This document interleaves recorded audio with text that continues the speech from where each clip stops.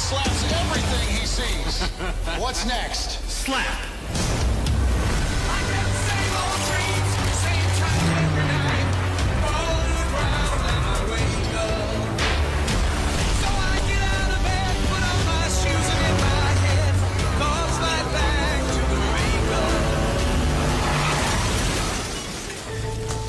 Life already slapped you once.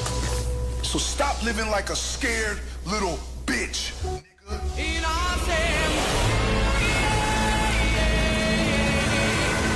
Hope you're okay, honey. I slapped the out of him.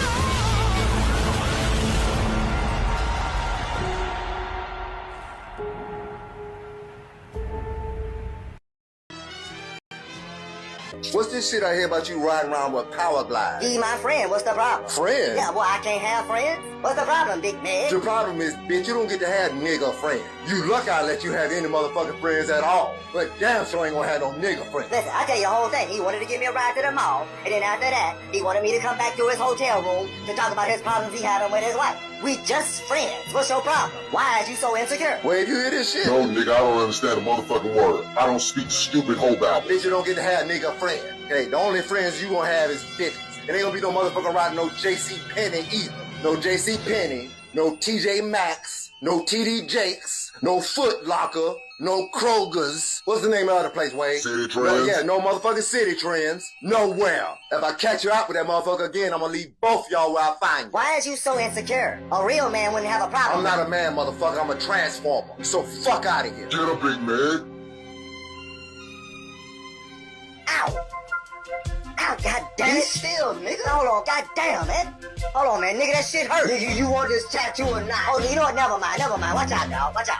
Hey, Prime, you see my car key? No, nigga. Yeah, I gotta go over here and link up with Amy, man. You know that white girl I been talking to, right? I post a picture of her on Facebook. Nigga, I don't be on fucking Facebook, nigga. Ever since Kim blocked me on there, I don't fuck with no social media. So don't ask me about no fucking Facebook. Hey, calm down, Mario. I was just asking. Anyway, I'm about to go over there now, bro. Hey, you know there's a storm coming, right? Oh, fuck, man. Hey, where the fuck my car key?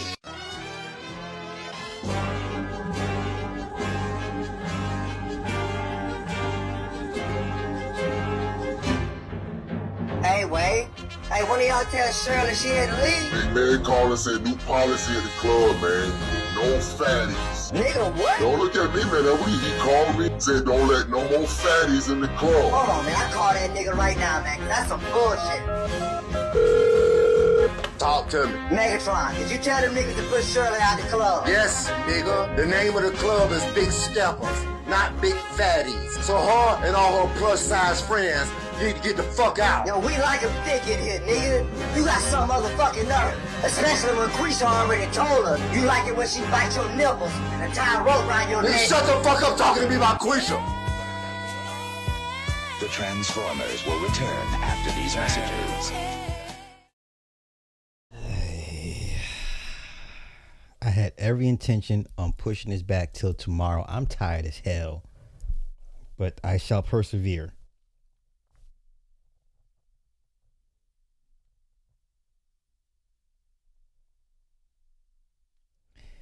I shall persevere. All right, let's get right to it. Dogman attacks go mainstream. Shout out to grandmother. What? So yeah, good evening to all you late night vampires and everybody on the other side of the planet. That's early morning for y'all. I'm tired as hell, but nonetheless. Okay, let's get right to it. Okay, this is from the National, what is the site called? Let me find it. Okay, this is from the North American Dogman Project. It's an actual website that tracks incidents, movements, killings. Okay, this site is pretty thorough. All right, we're gonna go through all of the articles. Once again, take everything I present with the biggest grain of pink Himalayan sea salt. I'm not trying to convince you these things exist. Either you believe they do or they don't. That's pretty much it. If you're one of those people that need to see one in person to believe it, I don't know what to tell you. You're crazy, you know. to me, these things are far more scarier than a Bigfoot. Bigfoot normally are shy and they try to mainly avoid humans. They'll throw rocks and stones at you to move you away. But Dogmen are just terrifying because from all the accounts, they all pretty much agree that these things feed on fear. They get off on scaring the hell out of you, and they can be aggressive. I, for one, when I hear these people's stories after they had their encounters, they'd be like, I want to go up, I want to go back out. Why? White people, man. White people have no. I'm not mad, but I'm like, why would you? The most hair-raising encounter you've ever had in your life. I mean, this shit has changed people's lives, and you want to go back out there and try to find this thing? Hey, man. All right. So we are here. Okay. This is from the North American Dogman Project. Okay. This is an actual website. This is what they do. Right? They have the report. You want to report a sighting, analytics, evidence, potential Dogman autopsy. This thing has never been captured. At least not the regular person has never had access to an actual dead body. LBL evidence. I mean, it's a lot. I mean, it's pretty thorough. They have a canine tracking team to track these things. Okay? They actually have a, a society where they go out and try to track these things. Okay? White folk are crazy. And I ain't mad. I'm not mad. They got the science team. Look at this. Dr. Reed is an ethologist with a PhD in ethology, also known as animal behavioral science. She's a naturopathic animal scientist and currently completing a master's in equine, that's horses, science as a naturopathic specialist. Reed is an Oxford alumni. She's smart. Licensed as an animal communicator, psychic medium, holds certifications as an advanced animal psychologist, and is a holistic American wellness practitioner. Okay? This woman, that's a pretty sharp woman. Let's see, who's this next guy? William, love of science. Okay, wait. Received a bachelor's in science of geology from Brigham Young. Master of science in geology. Oh, wait. God damn it, stop. Okay. His interest began in 2011. He's had his own experience, of course. Okay, this one here, environmental scientist, 25 years in hazardous waste, reclamation and remediation fields. Okay, raised horses. Okay, all right, natural environment. Okay, so she's down. This guy's a zookeeper. He has a bachelor's in biology with an emphasis on animal behavior, worked on habitat and wildlife conservation. Goddamn, quit moving. Get back. Okay. U.S. Forest Service, active. Okay. Once again, shout out to the white people that are into this shit. I'm not mad. These are the scientists that work for the North American Dog Man Project. Okay. All right. Okay. Let's get to it. Wait. Let me find it. Let me go back to my original. There's a lot to really take in. Okay, I want to go back to, what did I have at first? There we go. Okay. Listen, white people,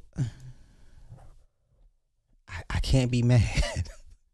Their spirit of adventure is light years beyond everybody else. So these are possible Dogman howls, right? So there's some things we want to do. We want to straighten things out historically. Did you just hear that? I heard it. What the fuck? It's pretty faint. What was that? You can hear it. It's pretty faint. As he's talking, it's howling.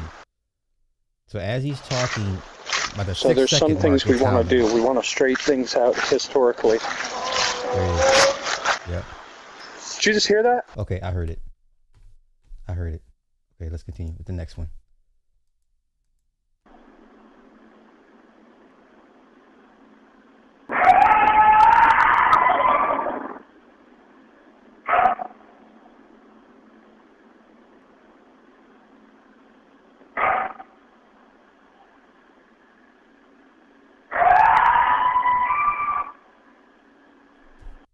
Oh my. Okay, let's go to the last one.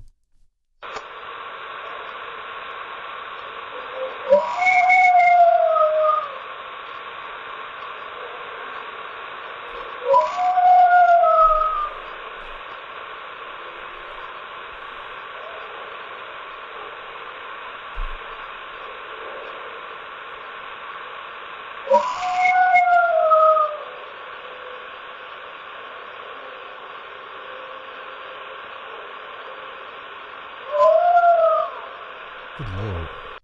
Okay. All right, let's go. So, possible photos. Possible photos. Once again, take everything I present with the biggest grain of Himalayan sea salt you can carry.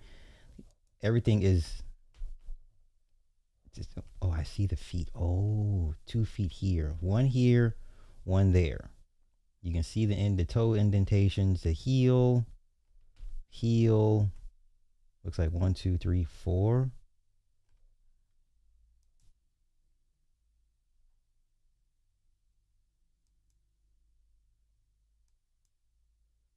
Okay, supposedly that's it right there. Once again, take everything with a grain of salt. We're going to go over a whole bunch of stuff tonight. Now this, I don't know what that's supposed to be. It's supposed to be claw marks. Okay, 1, 2, 3. See the claw marks. Okay, this I think was already debunked. It was either some type of something with mange, right? I believe. I remember seeing this picture. Okay. Now apparently, this grave was dug up. So I remember this also. So apparently this was dug up by something. Okay, let's continue.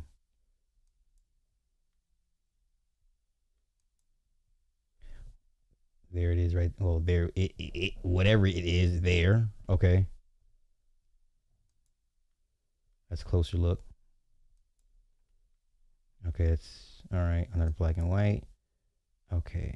Apparently somebody took a picture with the reflection or something. Oh no, there's a paw print in the window. Okay, right. There's a paw print.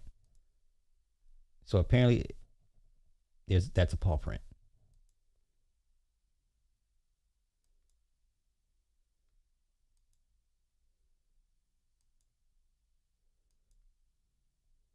Okay. This is okay. Werewolf sightings in the whole UK that killed a German Shepherd. Okay, I heard about this story. This is apparently what they surmise the size of it to be. Matter of fact, let's go take a look. Wait. Whole UK. Okay. Whole UK German Shepherd killing.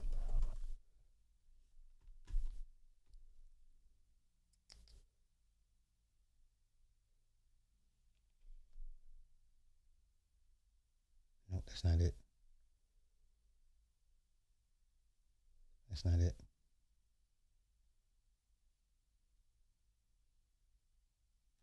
This is it. I think this is it.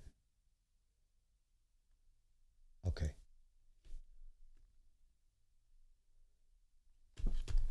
Come on, man. Okay.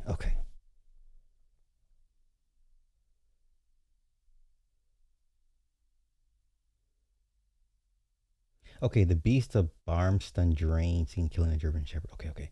So, all right. Strange reports of a half-man, half-dog creature that has been spotted stalking through the grass and killing anything in its way. One person claims to have seen the tall and hairy beast jump 8 feet over a fence, carrying a German Shepherd in its jaw.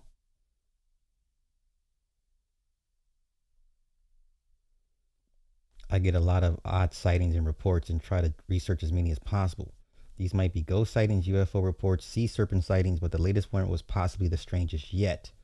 I was asked to research a werewolf sighting by a couple who had seen something that was tall and hairy and was eating a German Shepherd dog by the side of the drain.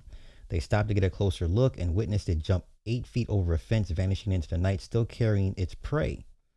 Mr. Corville says another woman described seeing something bounding along the drain on all fours, then stopping and raising up on its back legs before running down the embankment towards the water, leaping over to the other side and vanishing up the embankment and over a wall into some allotments. Another woman described seeing something half man, half dog along the drain. She was terrified, and her dog, which she was walking at the time, began shaking and would not go any further. Okay. It's not the first strange sighting to be reported from along the drain. Over the years, visitors have claimed to have seen eerie sightings of black-eyed ghost children. Okay, so this place in particular is just a hotbed for activity. Okay, so okay. Officially called Beverly and Barmston Drain and built as part of a drainage scheme in 1798 to help drain the salt marshes and cars, he uncovered hundreds of tragedies spanning the length of the 23-mile-long drain, the earliest being the death of a 19-year-old Master Teasdale who drowned in July of 1824. More than 100 people have drowned in the drain, including a double suicide where two lovers bound their hands together and jumped in. Okay, Master Teasdale was the first, but then men, women, and children followed almost at a rate of one a year. The summer months were the worst, when children would swim in Barmy Drain, and it got so bad that Hull Corporation openly discussed paying for lifeguards to be stationed along the drain during the hotter months. It has a very dark history, but walking along it during the day, it is a peaceful oasis surrounded by heavy industry. Okay. December of the same year, George Thornton killed his two children, aged 4 and 6, and threw them in the drain before he jumped in himself and drowned. Oh my. Okay. All right. When asked whether Mr. McCoville believed in the mythical creature, he said it was a bit strange, but this couple, who I've known for years, are trustworthy and very sincere people. They were genuinely scared by something. I'm just not sure what.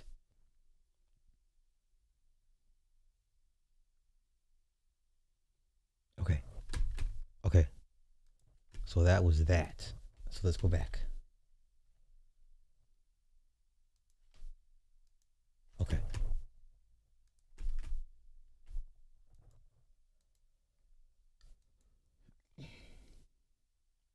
I can't make out what that is.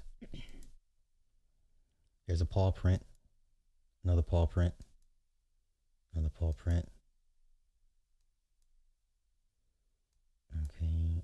Old maps, sighting maps, old sighting maps. There's a paw print.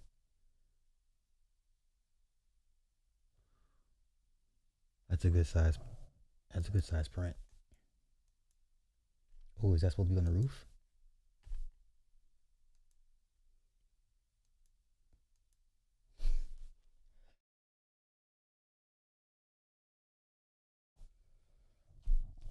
It's a big paw print.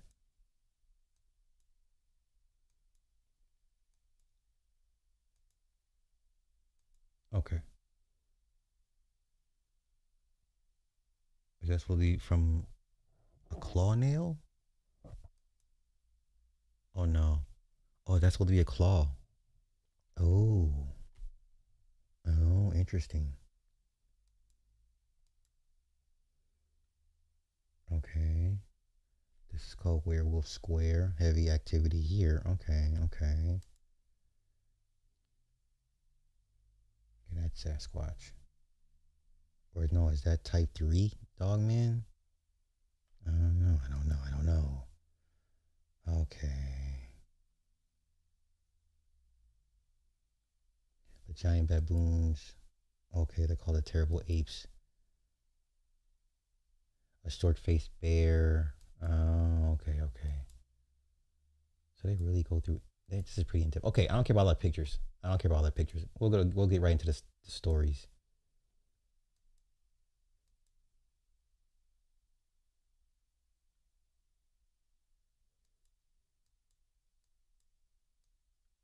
Oof.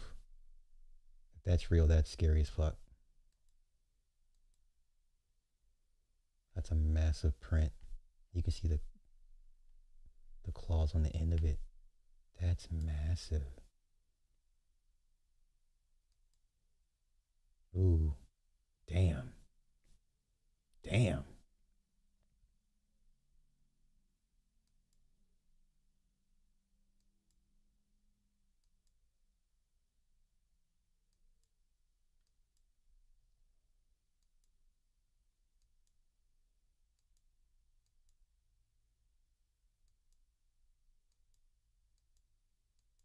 Okay, I want to get away from the pictures. I want to get to this actual stories.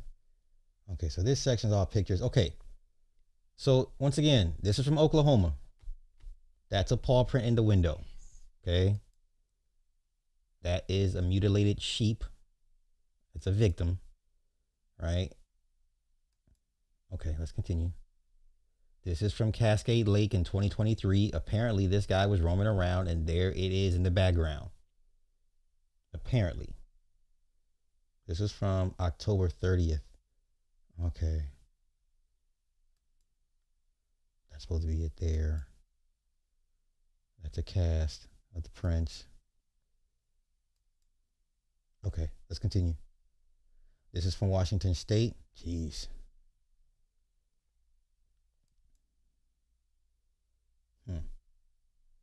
This is from Canada. Type 2. Okay, here we go. Pay attention, y'all. A child was airlifted to a hospital following what police... Oh, shit, come on, don't do that. Police are currently calling an attack by an aggressive canine type animal. Okay, oh, come on, stop. By an aggressive canine type animal near the town of Bancroft, Ontario. Wednesday morning issued a warning about the animal following an unprovoked attack on an 11-year-old child in the area of Bradshaw Road. Police did not release the victim's gender or state where the child was at the time of the attack. Okay. OPP says the animal is described as black and gray and looking similar to a German Shepherd or Husky. Once again, they called it an aggressive canine type animal. This was literally last year. Literally last year. Can we? Bankrupt. Okay.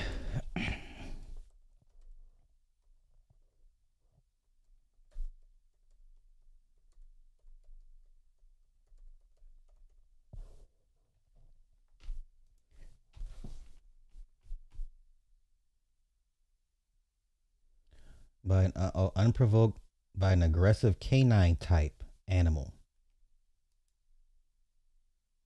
The 11-year-old child was severely injured and required an airlift transportation, but the injuries were reported as non-life threatening.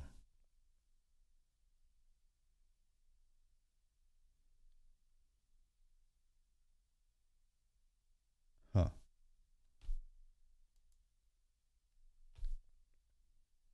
Once again, I don't know what a canine type animal is. Either it's canid or not. Either it's a canid or... So they're saying it was a type 2. So let's see. Let's take a look what a type 2 Dogman looks like. Type 2 Dogman. Oh shit, type. My bad. Type 2. So these are the types.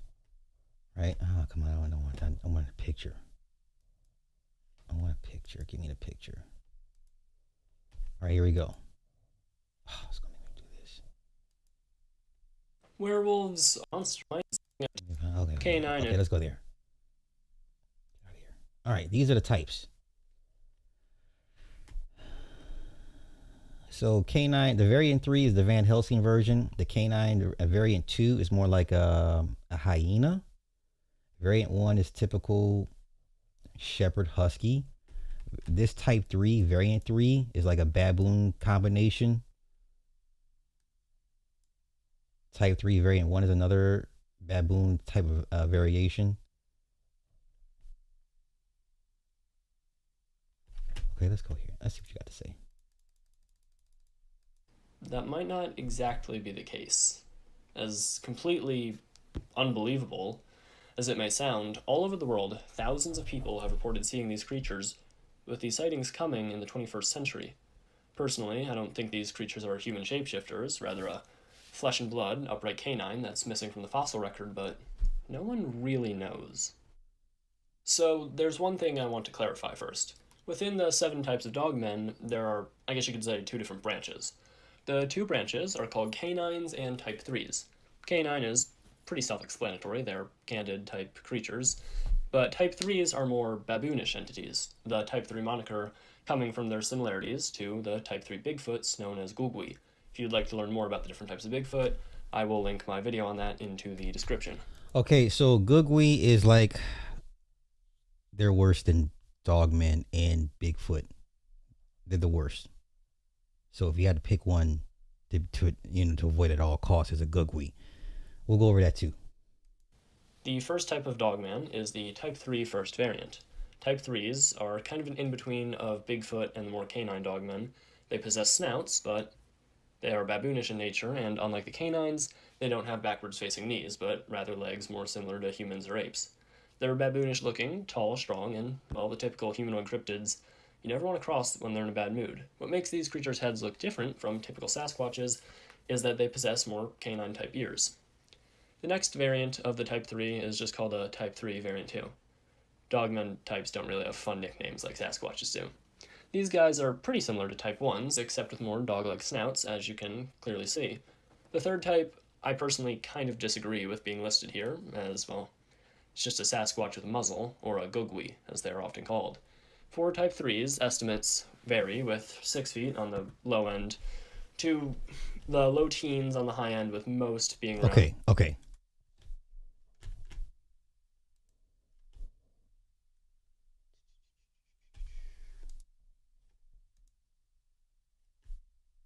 So there are the variants. Okay, now a gugwi is like a very aggressive mix of the two, but not like the two. And they're way worse. So here we go. Gugwi, known as the beast of seven shoots or face eater, is a highly aggressive bipedal baboon like cryptid, often described as a more ferocious carnivorous version or variant of Sasquatch. Reported in Canada and the northern U.S., it features a long muzzle, large teeth, and a sagittal crest. Okay? And these things are bad. Very bad. Oh, you gonna hit me with the ads, son? You gonna hit me with the ads? Okay, come on.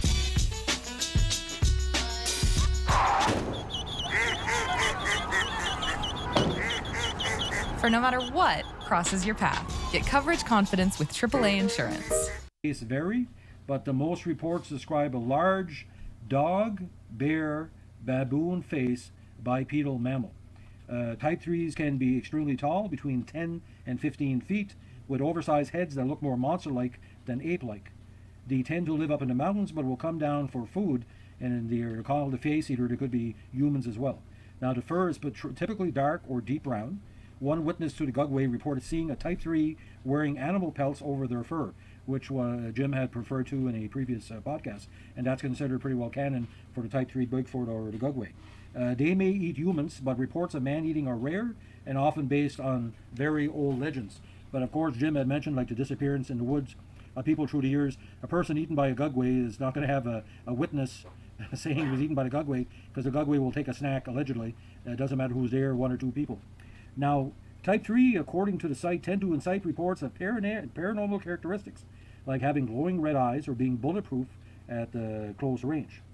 Type 3 is a very recent classification. According to my research, it's 20th century after 1950 or 1960, and the first great Sasquatch generation, as we say. Traditionally, these types were called cuckways or gogways, and Goodwitch, a kind of man-eating ogre from the Mi'kmaq Indian folklore. Now, in my region, I'm Métis, and Gugwitch or Gugway has been documented orally through the years, but no member of my Mi'kmaq family from the North Shore have seen one, but they've talked about the legend quite often. Okay. So these things are also out there as well. Okay, so differences between that and the Bigfoot. While similar, the gugwi is considered much more dangerous, acting more as an apex predator that at times engages in cannibalism. Okay. All right, let's get back to it. Okay, let's get back to it.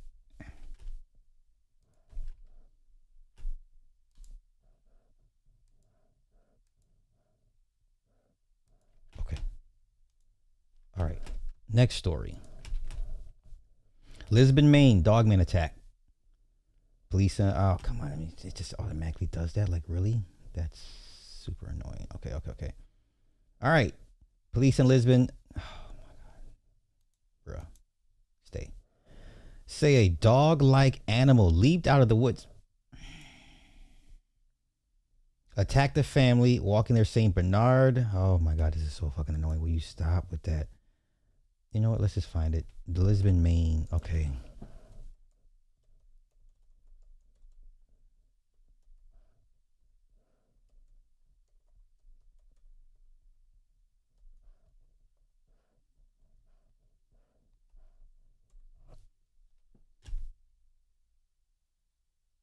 This is it. Okay, let's go. All right, dog-like animal Which one is it? Is it a dog or not? Leaped out of the woods and attacked a family walking their St. Bernard on a popular trail. The incident was reported to police around 8:30 p.m., about 2 hours after the family of 3 showed up with bite wounds at a local hospital. Lewiston Police Chief Mark Hagan says the family, a man, a woman, and an 11-year-old girl were walking on the Paper Mill Trail somewhere south of the Big Dipper ice cream shop when a dog or coyote-like creature came out of the woods and bit the young girl on the leg. The woman tried to remove the dog, which then bit her hand, biting through a finger bone and taking the end of the finger off. Oh, Gary, used car shopping can't hurt you. But what if I overpay? A dog-like animal bounding out of the woods, biting a family of 3. Lisbon, Maine police say it happened around 6:30 Saturday night near this ice cream shop as the family was walking at St. Bernard.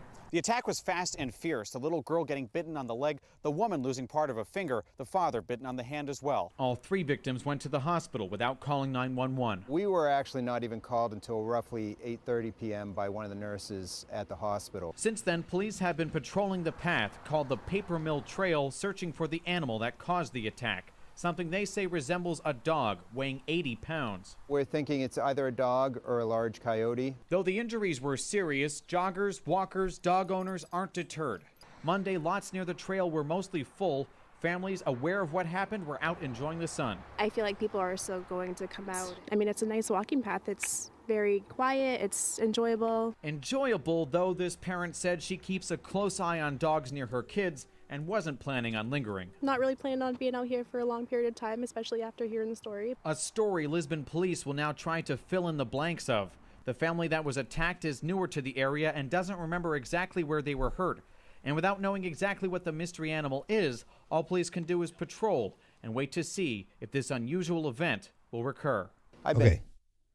Listen, either a dog, coyote, fox. I mean, I hate that term dog-like. Like, what are you really trying to say? Right? Okay. Let's get to the next one. All right. Turner, Maine.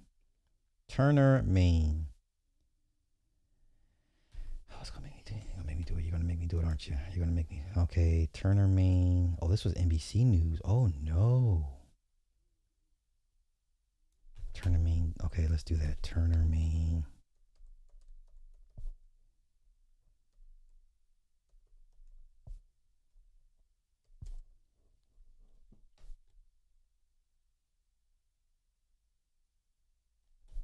Okay. 2006 Turner Beast was a mysterious creature in Turner, Maine, reported to be a large gray wolf-like animal with long claws that fed on other animals. While some locals feared a bipedal, Dogman investigations by cryptid experts and state biologists concluded it was likely a large feral wolf hybrid or dog. Either it is or it isn't. I'm not understanding. Okay, Lauren Coleman examined the remains and identified the animal as a feral dog or wolf hybrid. A Florida woman later claimed the creature was her missing pet dog. While official reports pointing to a large dog, the incident fueled local folklore regarding Dogman sightings, with some accounts from the region suggesting bipedal dog-like creatures that interact with human dwellings.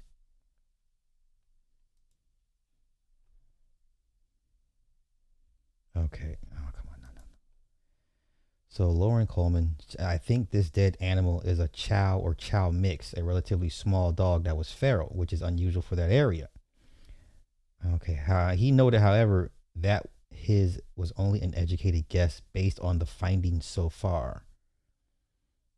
Okay, so they declined to go to the Turner to examine the remains of the animal, which was found Saturday. It was apparently hit by a car while chasing the cat. Okay.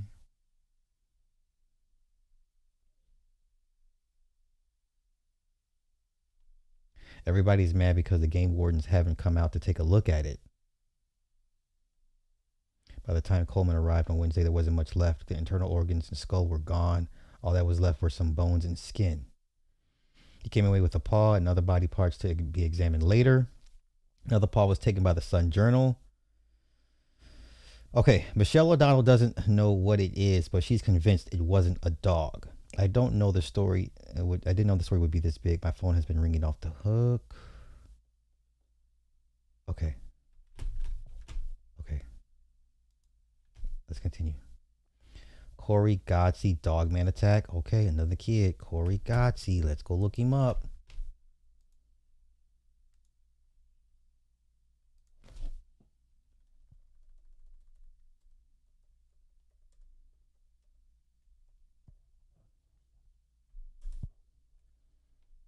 Oh. Yikes.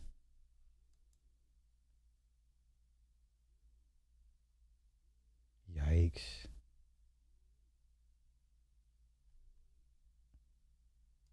Okay, let's take a look. See what the white folk are saying.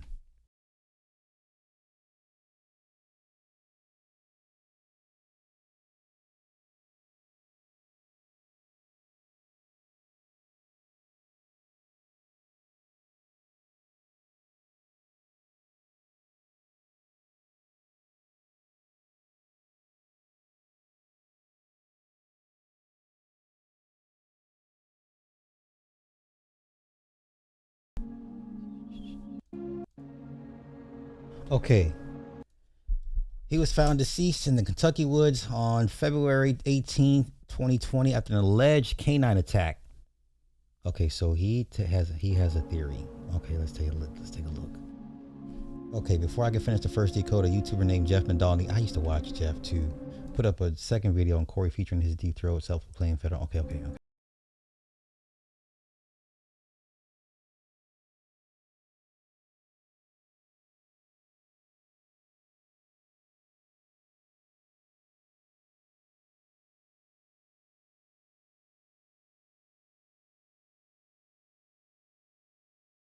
Not about this case. Okay, fair enough. Okay. He was playing outside a relative's home when he suddenly vanished.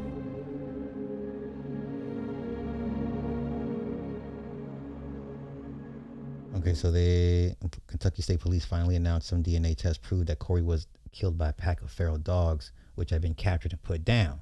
Okay, but there's always a but to this. Okay. So they surmise the town of Emelina and the entire Knott County region has been hushed into secrecy by one of the powerful intelligence agencies working through the local police and sheriff's departments. Ooh, interesting. Okay. So authorities soon said after the killing that the death of Corey Godsey was consistent with an animal attack, but had not released additional details. Okay, fairly recent in Death Channel. A local man tells much more about what happened in the town of Emelina back in February 2020. This is how I learned the government agents had figuratively locked down that area, urging the locals to keep quiet. Check out his Force 2622. Don't want to go looking for it. April 26th. Let's go look him up. God damn it.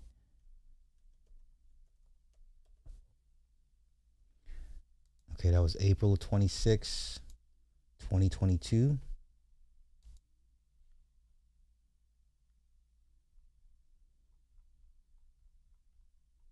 Okay, no, we're not gonna do it this way. We're gonna do it like this.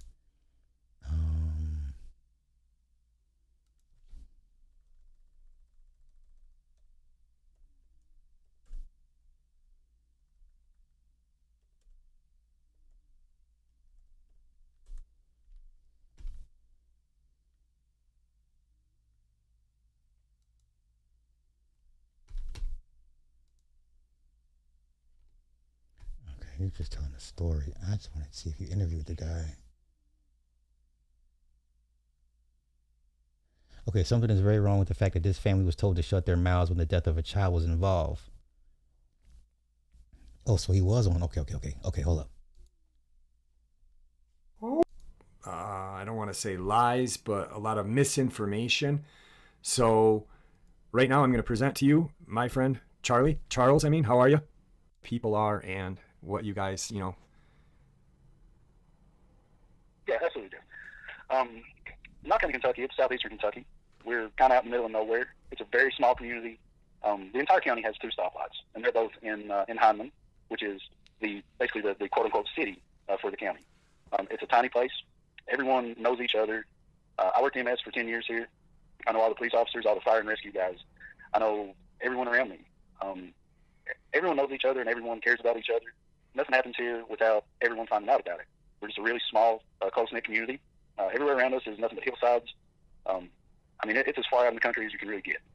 A bunch of good people and a lot of folks that believe the same things and have the same kind of morals and Okay, let standards. me speed this up. I want him. The EMS person, the driver, you knew all of those people that were involved in that case, correct? Yes, sir, I did.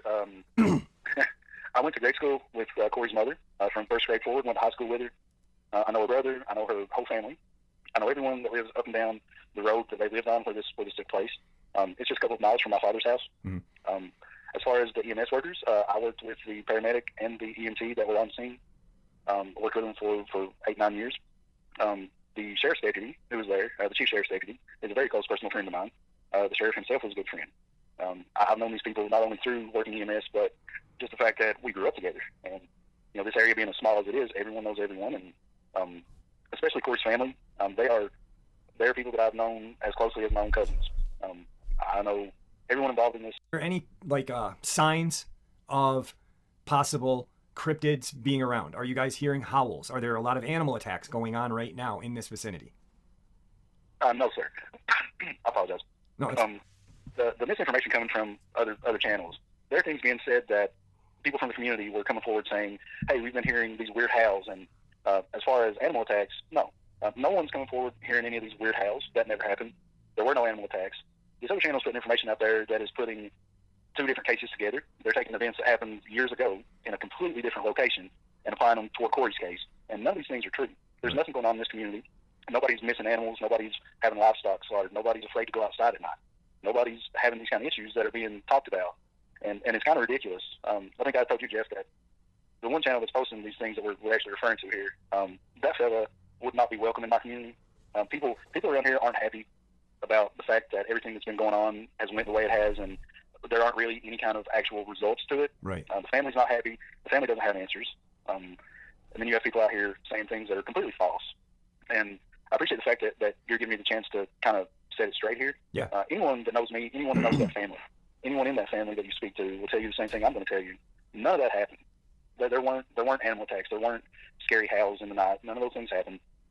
Where the incident occurred, that whole hollow has people. Everyone there has dogs. Their dogs that just run free. There are no leash laws here in Knott County. Right. Doesn't exist. There aren't packs of dogs. There aren't people finding a pack of dogs on a strip job and shooting them and leaving them.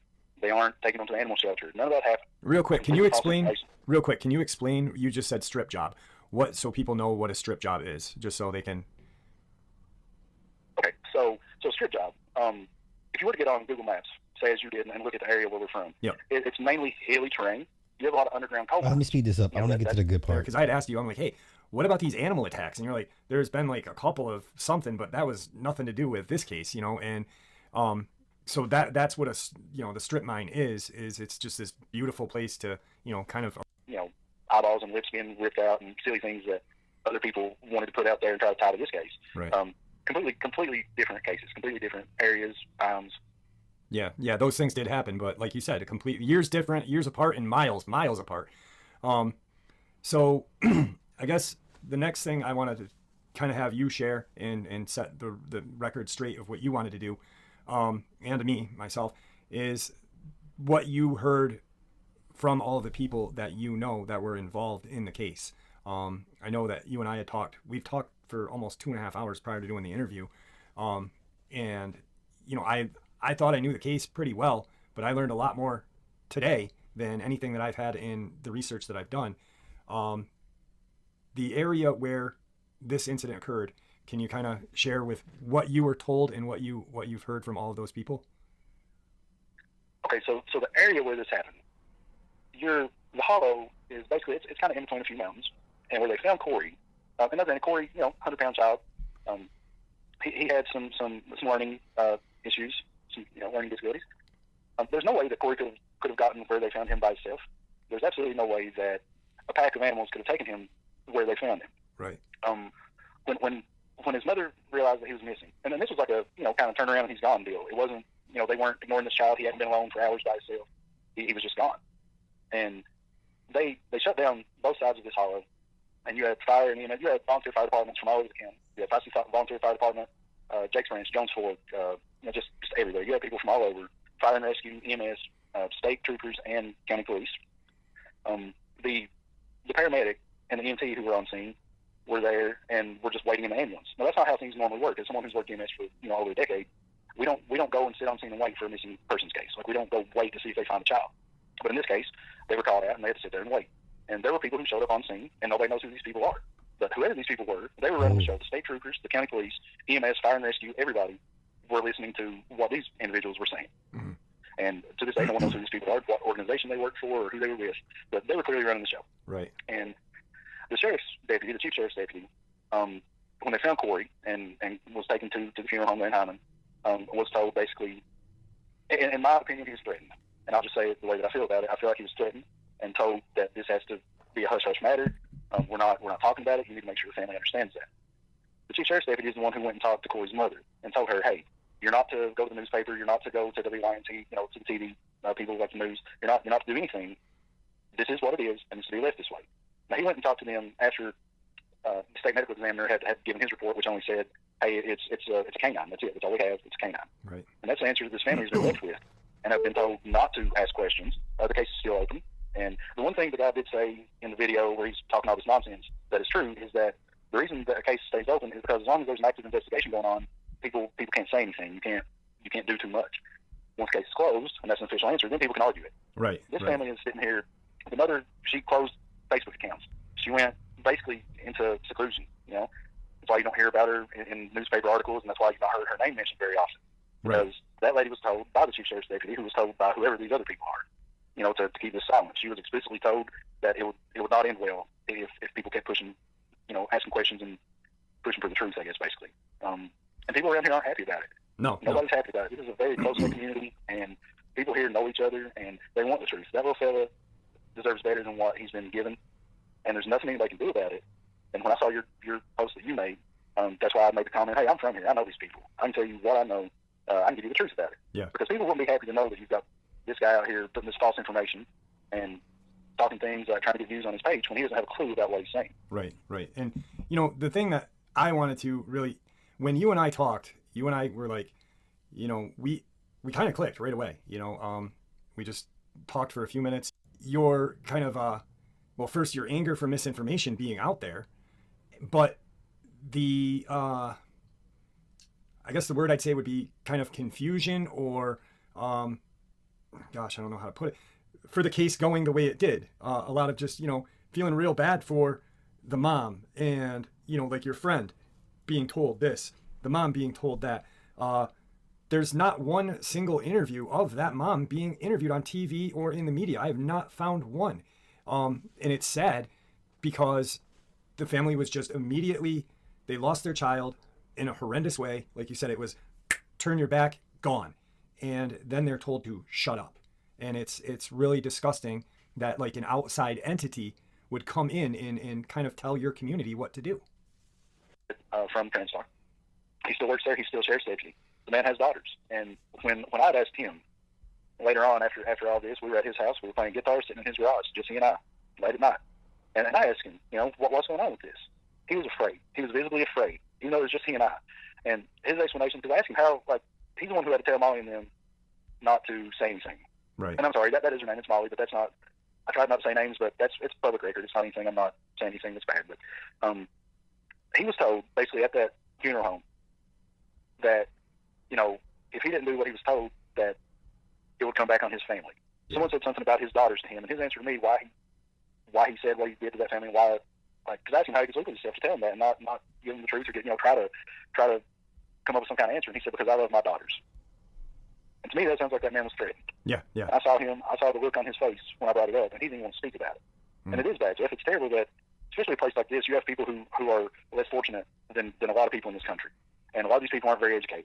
Right. A lot of these people don't understand how they can and can't fight for themselves and, what they can do about things. So a lot of times when someone looks at you around here, if the police look at you and say, hey, you need to be quiet, a lot of these people are going to be quiet. Channel. That's why when I saw that comment, I made a message and I emailed you, and then I'll be the voice for somebody. I'll tell the truth. Yeah. There's nobody that's going to intimidate me, and I hate the fact that you have great people in this world who channel.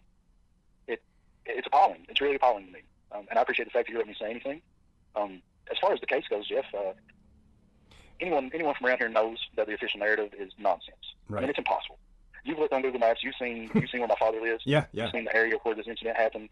For you to tell me a pack of dogs did this to this little fellow, and with the injuries that he had, and with all of the scenario being what it was, yep. Nobody here believes any of this. And right. Everybody's afraid to say anything. It's been swept under the rug, and it breaks my heart. It breaks my heart for that family. Really quick, with those injuries, there's been a lot, not just with certain things, but there's been a lot of kind of in the news even misinformation about this little guy's condition when found. The news really had you believe that he was kind of tore up, you know, like you imagine a small child being dragged up this 300 to 400 foot wall, and you're envisioning a pack of wild dogs, so you're like, wow, he must have been just really shredded. That's not the case, is it? No, sir, that's not the case whatsoever. He, like I told you, one of my great friends who was there, the paramedic on scene, when they had to put him in what's called a Stokes basket. It's a type of cot basically that EMS uses to extricate people from hard to reach areas. That's the only way they could get him out of there. There's no carrying, like a group of people couldn't have carried him back down from where they found him. Right. They had to put him in that basket and then carefully lower, and there's no possible way that a pack of dogs could have got that boy there. He would have been absolutely just terrible. He would have been 12 pieces. Right. Yeah. And when they found Corey, he had some injuries, but they weren't. I mean, it was a bicycle wreck. Could have, you know what I mean? Like, it was the kind of injuries that you can't tell me that a pack of dogs dragged that boy up that mountain to where he was. And the amount of blood loss, there are no drag marks. It was as if where they found him, it was as if someone had just laid him down there. Laid him there, yeah. Like there were no drag marks. His clothes weren't even torn and tattered, and So he was carried. Okay. You drag somebody that distance up through this terrain, their clothes are going to be destroyed. They're going to be muddy. They're going to be they're going to be terrible. Right. But Corey was found. He didn't have those injuries. And like you said about misinformation from even what you can find on public record, like Trooper Jody Sims said one thing, Dowd said one thing. Like the Sheriff's Department and State Police are conflicting with what they're saying the reports are. Everything got silenced until the State Medical Examiner released his report. And then all that said was, hey, yeah, it's canine. Yeah. But that's it. That's all we did. And after that, you've heard nothing. And you won't hear from Corey's mother because she's afraid to say anything. Like she's... And good reason too. Dead. Yeah, and good reason too. Like it's just prior to this, when it first happened, I felt for the family. I had covered it, and I think that's when you found my channel and started to really kind of look into the Dogman thing. And I had posted the GoFundMe page for the burial for him and all that to help with the family. But then talking with you and kind of realizing everything that poor woman has had to go through prior and now, it's sad. It's really sad. And to not be able to have answers or be able to speak out as a mom must be just pure hell. One thing that I did really but that I really liked how you described was how Corey was found. It was almost like he was carried up there and then whatever happened, or he was dropped, which is very strange. And the thing is, Jeff, it's like we had talked about, that terrain. Again, you look at Google Maps, you see how, you've seen how that terrain is. Mm-hmm.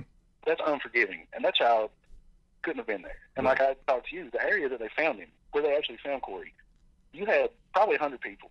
Fire and rescue, EMS. Well, EMS had to wait in the ambulance, but like altogether from the police departments to all the people in the community, the fire and rescue guys, there were probably 100 people looking for this child. Right. And you have all these people on this hillside. They went over that area a couple times. They had been there. Corey was not there. And then they sweep back through, and then there he is, just out of nowhere. I don't have an answer for it. I don't have any kind of explanation for what actually happened. But I can tell you, and anybody that was on that scene can tell you, that family will tell you. The narrative that has been spun in what little bit of media there is for it is completely incorrect. And Okay, let's leave it there. Let's get back to it. Jeez, poor kid. So this is the kid. This is the kid, Corey Gotzi. This was back in 2020. Okay, let's continue. Brenda Hamilton. Brenda Hamilton. Let me see. What is this? Okay. Oh, here we go with the damn shit. It keeps making me stop. Okay, let me find this. Charlotte. Brenda Hamilton. Dogman attack Charlotte. Okay, let's go look at that one.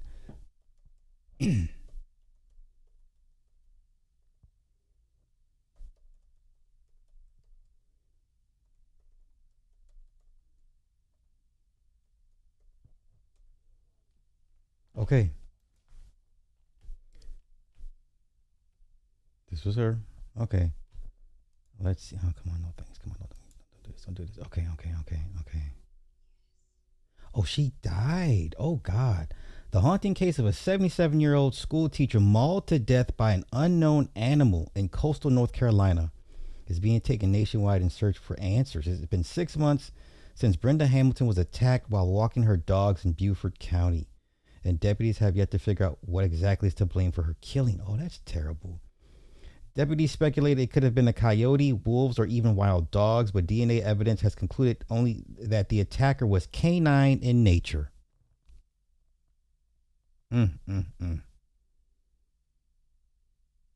There's a concern in the community that because this attack was from an unknown sources, that it could happen again. As a matter of public safety, we need to bring this mystery to some kind of conclusion. In my opinion, it's a Black Panther. Just a few days ago, a neighbor just a couple houses down went outside. They said a big black animal had run by them. One word, hybrid. Praying they find out for the sake of the family and for everyone in Beaufort County. Been uneasy since this happened, especially taking my dog out to use the bathroom early morning or right before bed. The animal may have been the hybrid offspring of a dog and a coyote or dog and wolf.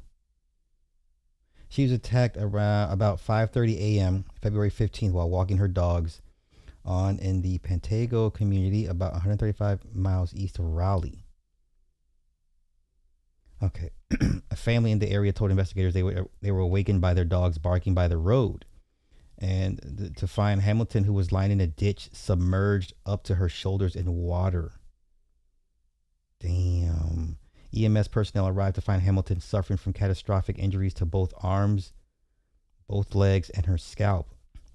A considerable amount of blood was also found on the road, leading investigators to where Hamilton was found in the ditch. The two dogs found near Hamilton were examined about an hour after the attack by deputies. The dogs displayed no signs of aggression. The department took 14 DNA samples from the pet dogs in the area but found no match. After the completion of all testing and a review of the scientific and circumstantial evidence in this case, we were unable to make a definitive determination as to what type of canine attacked Brenda Hamilton. God damn. This was back in 2019. Let's see a rabbit coyote. Oh, you want to put the heavier item. Let's see what a rabbit coyote does.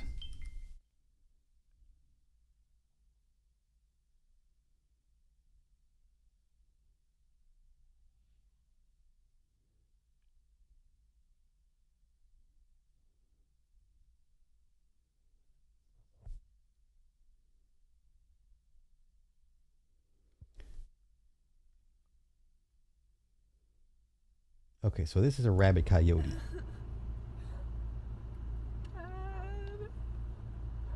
He's funny looking too.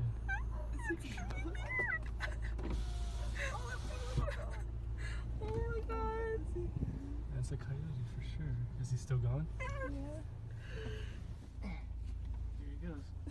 Here, keep recording video. I'm gonna get him. Neighborhood. What do you mean you're gonna get him? I don't know. Just gonna scare him or something. We just let it go. Go. It's growling! He's bloody too. He's attacking my car. Oh my god. Oh. He's probably rabid. Dad. Yeah, we got a call. Here. Oh, look how he's built. You're still recording, right? Dad, leave it alone.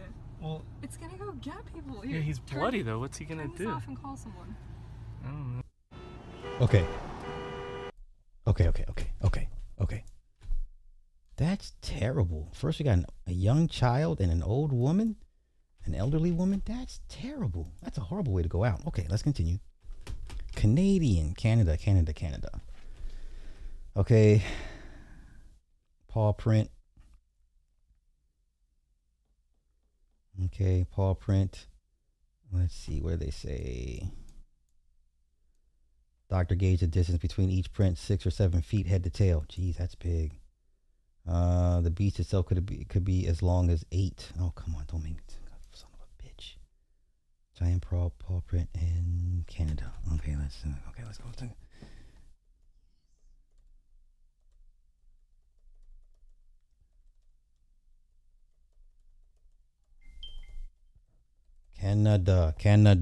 Canada.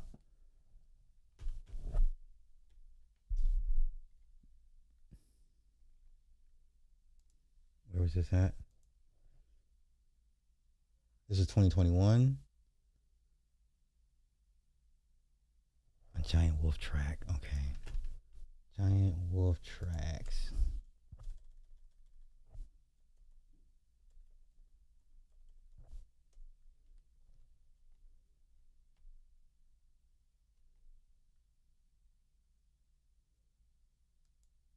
Deep in the boreal forests of northern Alberta, a group of hunters stumbled upon enormous wolf tracks pressed into the fresh snow near Lesser Slave Lake. Each print measured nearly twice the size of an average wolf's, leading experts to question whether this remote region still harbors descendants of the legendary dire wolf, once thought to have vanished thousands of years ago. Yeah, they're not extinct. I don't believe that for a minute. Holy cow. This is the one. Okay, this is it. Look how big that paw print is. Holy fucking cow. Say it could be as long as 8 feet. Good grief. Okay. Couldn't get a look. Drove home, returned to the scene during his precious 4-hour window. Second visit confirmed his suspicions. These were giant wolf tracks, 7.5 inches long. Holy smoke, this is unreal. He'd never seen a wolf track that big. Doctor gauged the distance between each print, 6 or 7 feet. Head to tail, the beast itself could be as long as 8 feet. He laid his hand next to the feral vestige and snapped a photo, impressing friends and family. We know there's wolves around, but that size, nobody's ever seen a track that size. Okay. So, Mackenzie is the longest waterway in Canada, whose basin is home to the Mackenzie Valley wolves, among the largest gray wolves in North America. Females can reach 100 pounds, but males routinely top 120. Their prints extend 5.5 inches.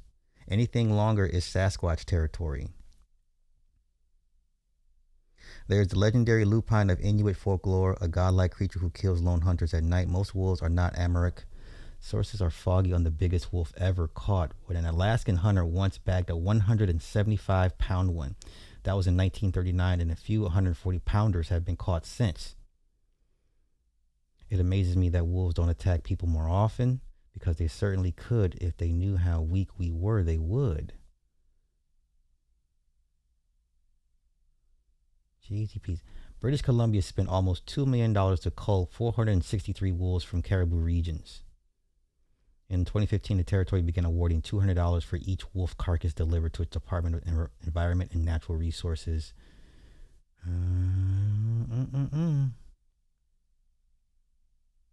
What's more, wolves can pack away 20 pounds of food in their stomachs, making weight comparisons hard.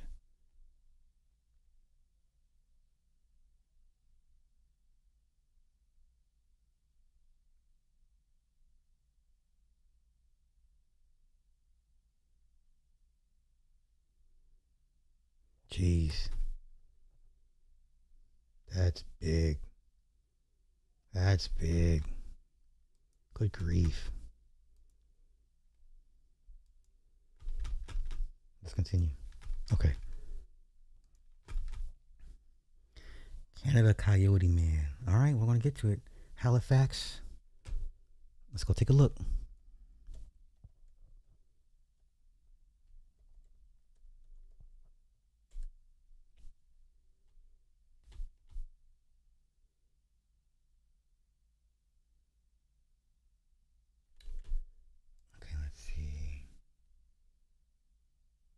Oh no. Okay.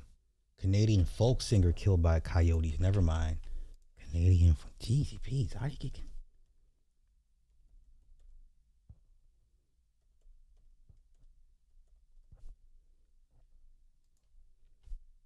Taylor Mitchell. 19-year-old rising Canadian folk singer from Toronto was tragically killed by 2 eastern coyotes while hiking alone on the Skyline Trail in Cape Breton Highlands National Park, Nova Scotia in 2009. She died from injuries and blood loss despite being rescued by other hikers. Cheesy Pete. Let's go here. Hello, I need help. There's a woman, she's being attacked. She's bleeding everywhere, she's still alive, but she won't be for long. Sir, where are you right now? Skyline Trail, Cape Breton Highlands. It's coyotes, 2 of them, they're still there. Oh my God, they're not running. They're circling her. Taylor Mitchell. She was just 19, a rising star in Canadian folk music, and what happened next left experts speechless. This is the story of the rising star who was hunted like prey. Welcome to the Animal Quest channel. If you care about wildlife, true stories, and the fine line between beauty and danger, hit that like button, subscribe, and share this video. Because what happened to Taylor Mitchell is more than a tragedy, it's a warning. She was born on August 27, 1990, in Toronto, Ontario, a city teeming with voices trying to be heard. But even in the noise, Taylor Mitchell stood out. From an early age, she had that indescribable quality, not just talent, but presence. By 18, she was already writing songs that felt decades older than her. Her lyrics were raw and introspective. Okay, let's just get to it. Let's get to it. I don't want to be morbid, but okay, let's go. Than their Western cousins, stronger, smarter. And in Cape Breton, many had been found to carry wolf DNA, the result of generations of interbreeding across the continent. These were not the timid, scrappy coyotes often seen darting across roads in the suburbs. These were bold, adaptable predators, hunters, opportunists. And they had learned, slowly and dangerously, that not all humans fight back.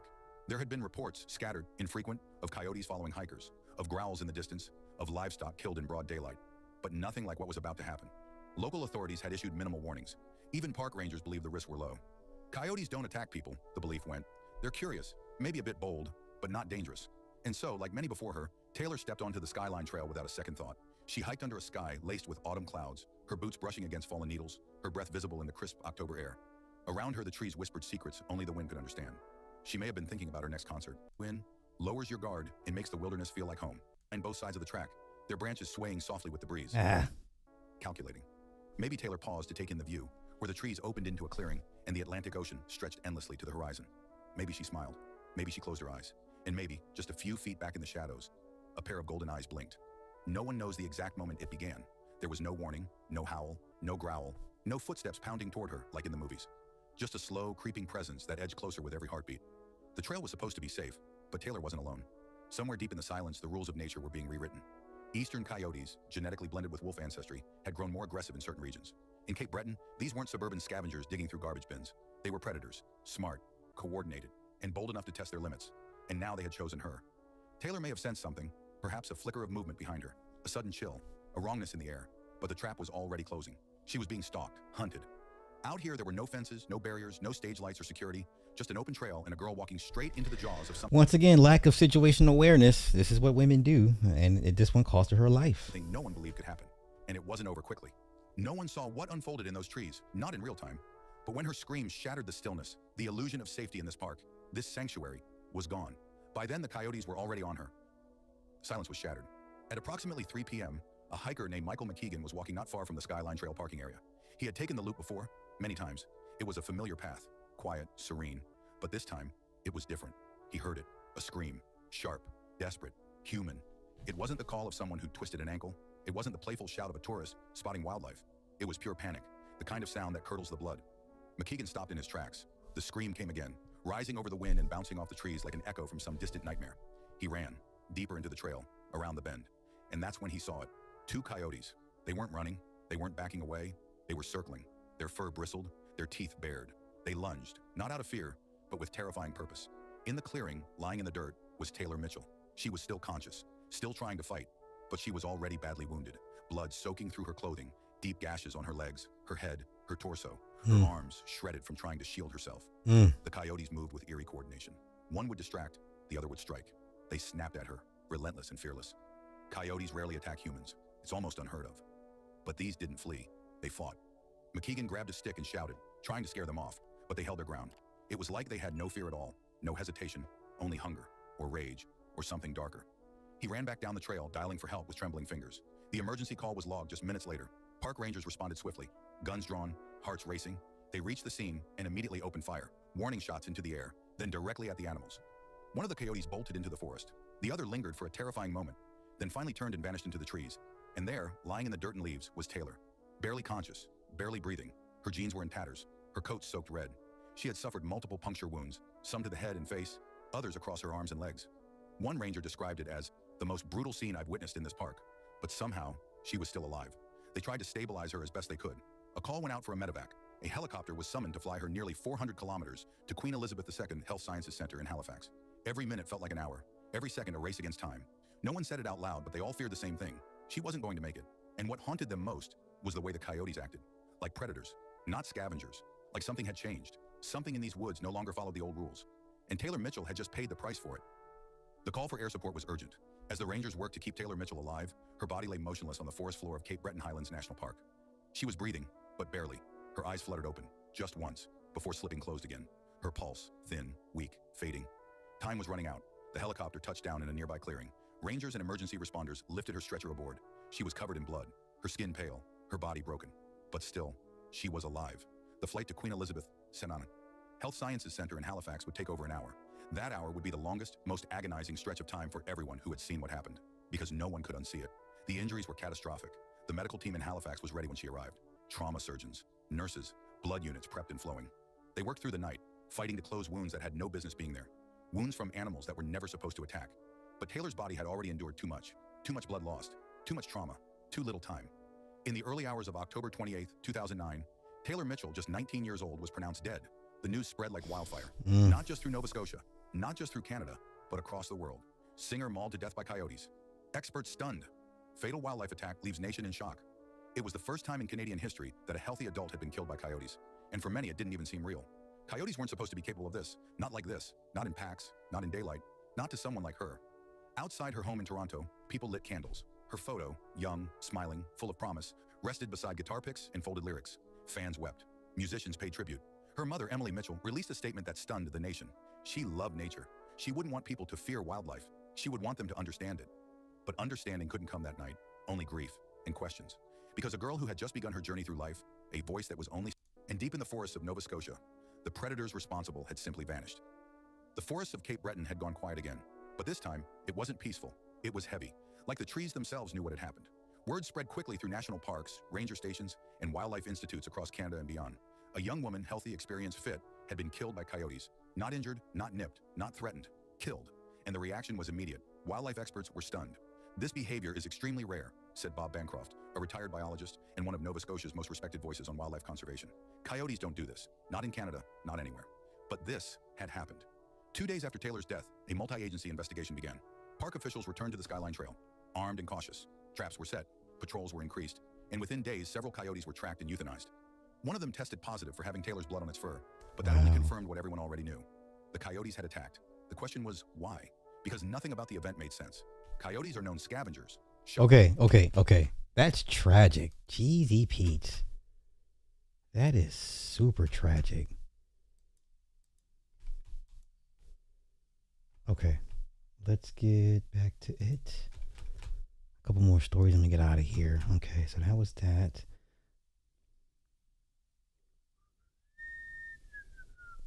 All right, Tony Aarons. Multiple animal. Where's this? Knox County? Another one in Knox County? Jeezy Pete.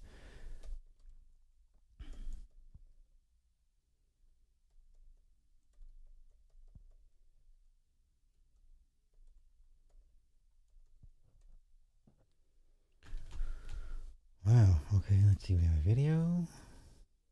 Okay, let's go here. Has anybody died from a Dogman? Yeah. Well, like I said, the story Glenn told us about the two people. We did this case. There was actually two of them that took place in Knox County, Tennessee in 2001. And these two cases were about 5 months apart. I won't give the full name, but the first guy's name is Tony. And his body was so mutilated. And they couldn't tell what did this thing to his body. But the autopsy, I got copies of the autopsy report, and it says like multiple animal induced injuries that match a canine. But as you read the report, the doctor itself, you can see where he's having a hard time justifying what he's trying to say, because he knows that what type of animal did this, but they're not even sure if it was a dog, and if a dog did it, how could a dog damage this guy's body the way it did?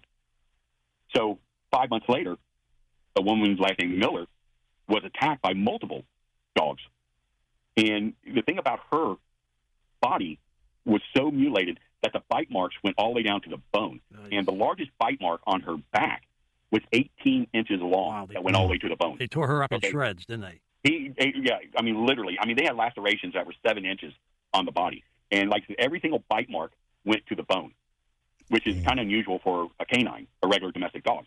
I mean, they really mutilated her body. And the thing of what was kind of unique about this, the pathologist says that the puncture wounds of the canine were in triangular, the way they looked, which is unusual for a regular canine, which is more round, the puncture. These were more like a triangle-shaped puncture mark going into the body, which threw him completely off because he said it didn't look anything like a normal canine teeth. But they didn't say anything about any type of DNA that they took off of her. But like I said, an 18-inch bite mark is huge. Now, like I said, my dog, he's a 155-pound male German Shepherd. I measured his mouth open, and it's like 8 inches. And that's 155 pounds. So 18 inches bite, you're looking at something that is huge, that's able to take bite marks that big out of a human body all the way down to the bone. And how often are they on their bipedals or on their back feet? I think when they're stalking, a slow stalk, they're on their all fours. But when they get ready to do the pounce or the actual attack where they can move, I think that's when they're bipedal. Do their front feet, their front legs also act as hands? From the reports that we get from witnesses, yes. Have they ever scooped? Do they ever scoop up anybody that way? We don't where they scooped anybody up, but we've had where they have actually grasped someone's arm or someone's leg, like your regular hand would grasp around it. We've had reports on that. Are there teeth, Judy? Are their teeth like canine teeth or human teeth? They're like canine teeth, but there's some of the reports that we're getting that there's an extra set of canine in the mouth. And that was in a skeleton, and even on the dead Dogman, there was an extra set of canines that was in the mouth. God damn. Shit. Holy cow.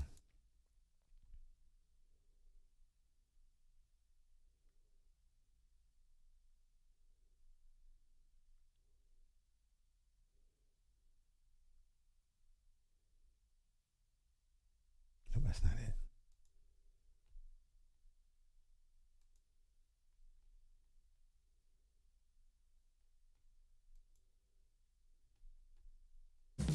Right now, during the Start Something New sales event, Gary's got new Ram trucks up to $15,500 off with just $1 down.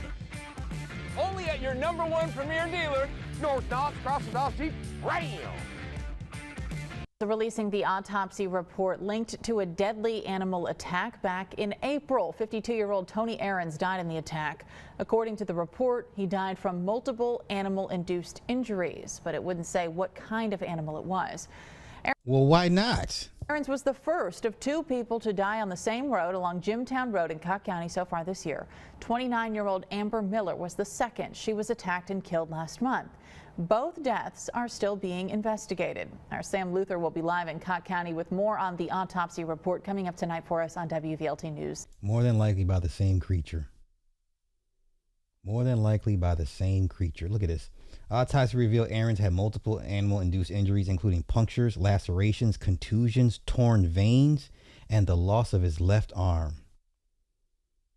Autopsy disclosed paw marks and blood were found on the ground near Ahrens' body.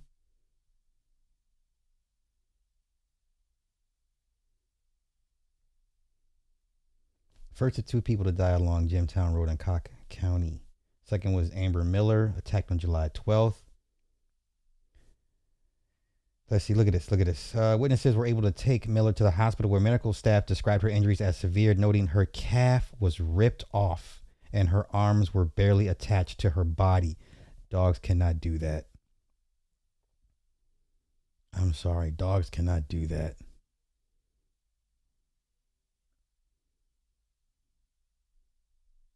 Jeez.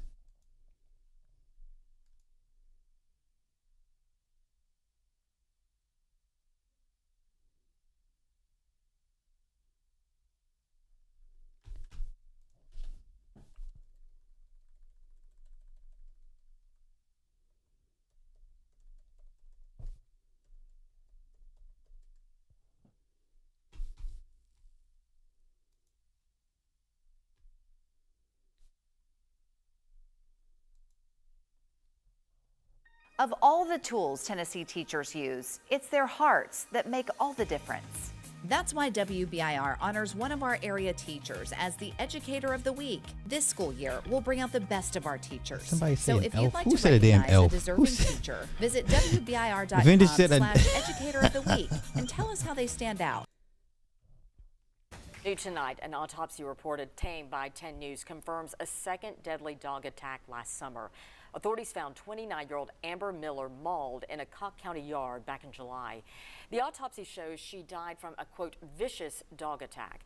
Investigators say she lost nearly half her skin and her left arm. She did test positive for multiple drugs, including meth and fentanyl. But Now, why would you do that? Why would you do that? What does that have to do with anything? Don't. That's so disrespectful. the medical examiner said the attack is what ultimately led to her death. She was found in the same place another dog victim attack was found back in April of 2021. And that was Tony Aarons. Look at this. Miller's left upper extremity was Of all amputated. the tools Tennessee teachers use, it's their heart. Okay. Miller's left upper extremity was amputated and approximately 42% of her skin was gone. Wow. Investigators found scattered clothing, paw marks on the soft dirt, and scattered blood on the ground near the scene of the attack. Good grief. This was her?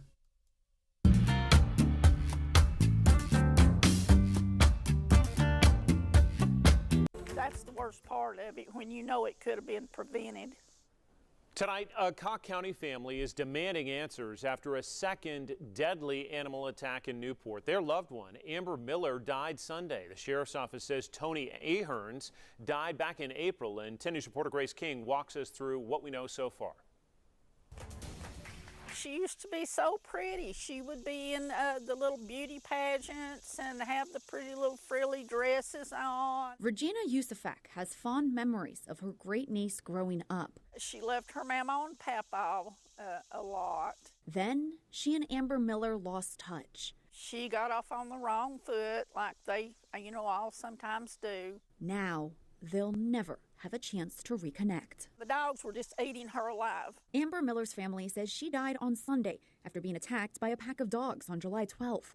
The Cock County Sheriff's Office won't release many details about the assault off Jimtown Road in Newport, but they did say a similar incident resulted in the death of Tony Aarons back in April. I do not understand why they have not picked up those dogs a long time ago. Ma'am, because it's not fucking dogs, okay? Have you hey, what did he say in Vampire from Brooklyn? Have you ever seen a wolf to the 25th power? That's the worst part of it, when you know it could have been prevented. This is sad. That's why Regina plans on fighting for justice. I want something done about this. In the meantime, she says she takes comfort knowing Amber is now in a better place. I did love her, and like I said, she was a beautiful girl, and she's going to be missed. And actually, it gives you a little peace knowing that they're not suffering anymore. I'm Grace King. That's sad. I'm sorry that happened to these people. That's terrible. Okay. So, Tony Aarons. Let's go over Tony Aarons' autopsy. Tony Aarons' autopsy report. Is he going to give it to us? Can we get it? Are you gonna get it? Are you gonna give it to us?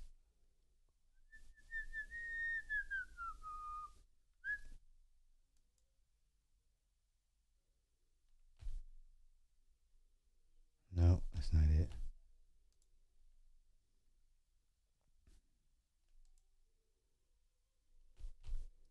Why is that woman in there singing? What the fuck is she singing? So let me do this real quick. So this is the autopsy here. It's a lot.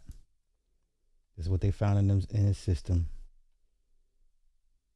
52 years old. All the drugs in the system, which means nothing.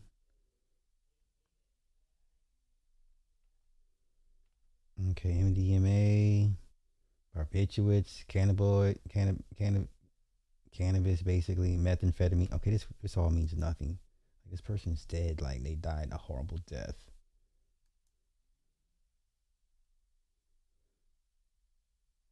Cause of manner. See, blunt, sharp force. Oh, I'm gonna look for this online and find it.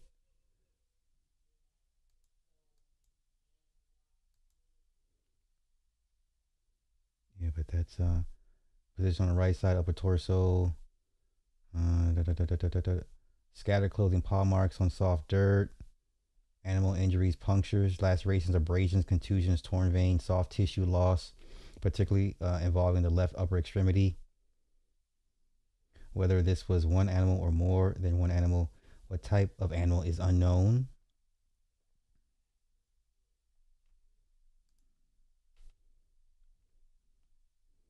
He's 177 pounds, 6 feet, 177.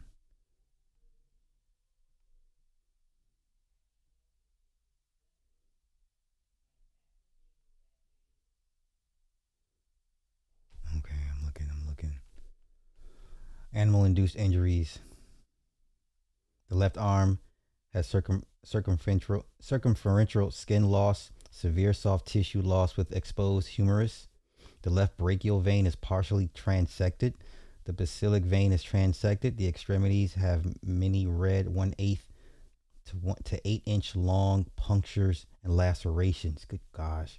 The extremities have many scattered 1/16 inch to 1/3 inch red to dark red abrasions. Posterior aspect of the mid left forearm has a 4x4 inch area of skin loss with mild to moderate underlying soft tissue loss.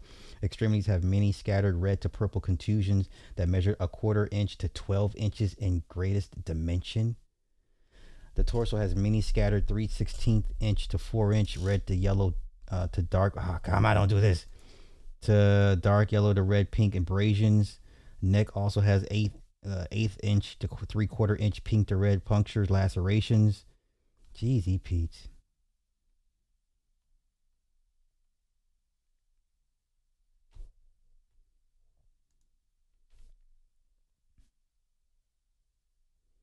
They go through all the body systems. Wow. Yeah, whatever it is, ate him good. That's Amber Miller's. That's her autopsy.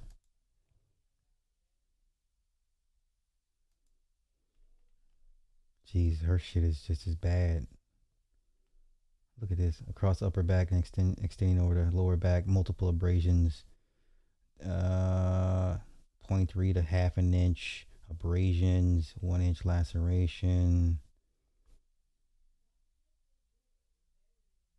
Okay, best defined triangular canine laceration. Lateral to it on the long and the back of the right shoulder, there is a best defined triangular canine laceration.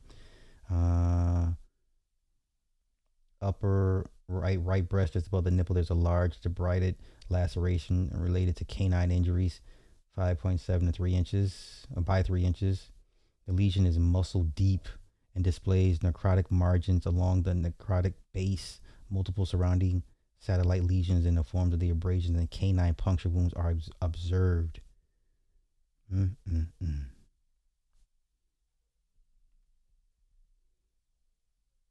largest wound is on the left back, 1 inch long.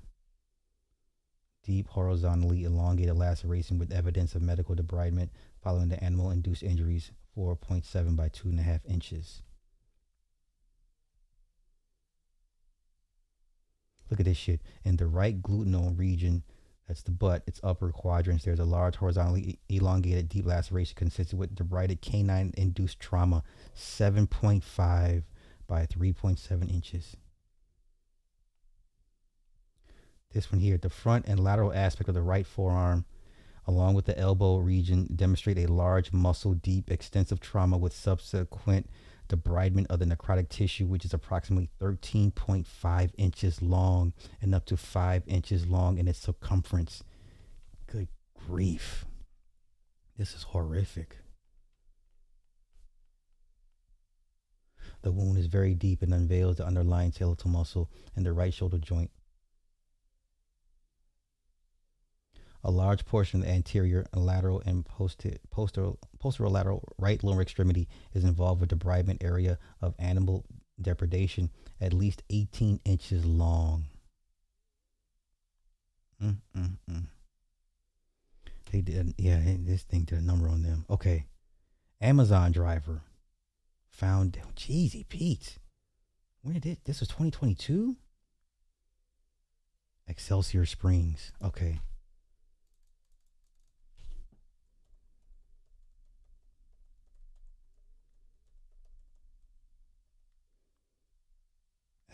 Excelsior. Yeah, Springs.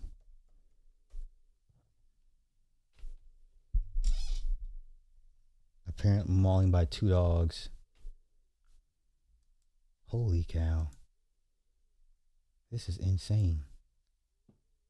Well, today we hope to learn more after authorities say an Amazon delivery driver was found dead outside of a home near Excelsior Springs. According to the Ray County Sheriff, the driver might have died after suffering trauma injuries from a dog attack. Deputies got called to that home near Highway O after people reported the Amazon van was parked outside a home for several hours and was running with its lights on. And when the police got there, the driver was found laying outside in front of the home. Responding deputies say that they encountered 2 aggressive dogs who they eventually shot and killed. And the sheriff told us they made contact with the people who live there, but they're out of town.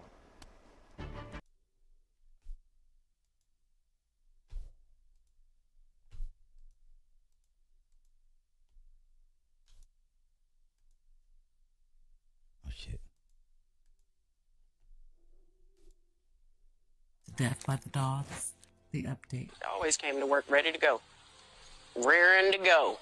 At all times. Fred said he was a veteran driver who trained new drivers on protocols of safe and efficient delivery. I'm like, hey, Sir, Jamie, that's why you're I'll only never go 10 visit stops ahead Australia. today. You feeling all right? You know, because normally he's 20, 30, 40 stops ahead. Listen, y'all funnel web spiders day, and but his questions God how knows it took what neighbors everything else is spotting down the van there. hadn't moved for hours to find that he died in an apparent dog attack. We have a paw print system within Amazon that is now being added to every package delivery that allows drivers to know to beware of a dog on that property. She's made a post about her friend.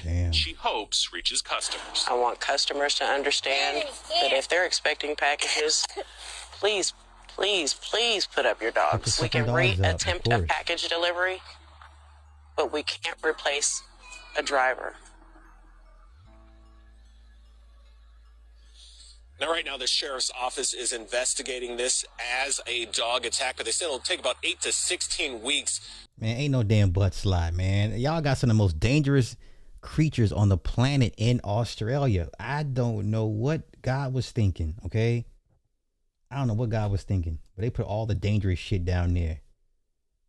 I'm good. No, thank you. So this is what they're saying. A shepherd and a mastiff. Okay, what are the odds? What are the odds? Oh, you're not gonna let me do it. Okay, you're not gonna let me open the link. Okay, fine.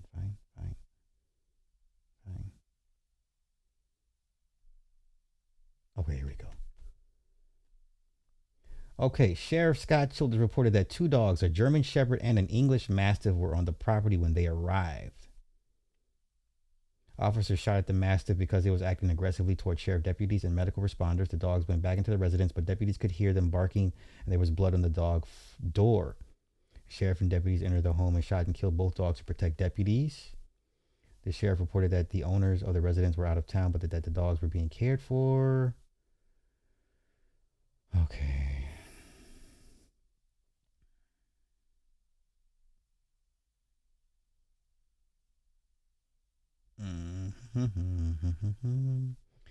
Okay, let's get back to it.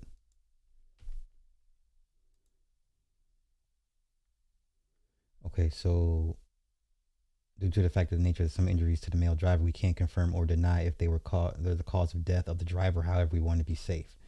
Interesting. Okay, these are all the sightings. So they are migratory. They are migratory. They go down south when it's warm. They are migratory. Michigan is infamous. I mean, pretty much the Midwest, Northeast, and now even down south. These are all the sightings. 1972. Okay, let's check this out. 1972, Defiance, Ohio. 1972, Defiance, Ohio. Wolfman attack.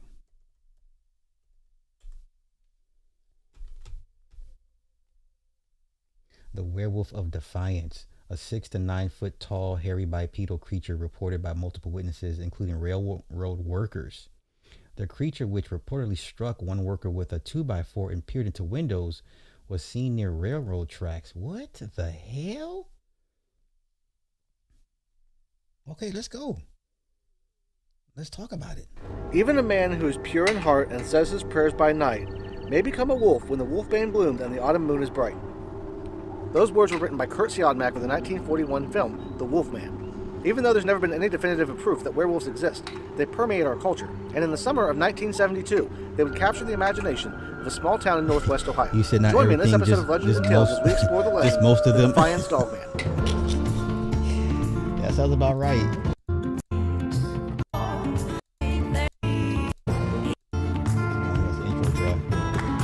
That's a human being who at certain times of the year changes into a wolf.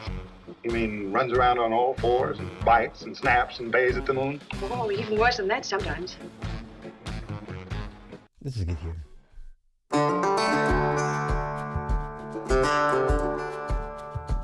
So Defiance is a small town in northwest Ohio with a population of about 16,000.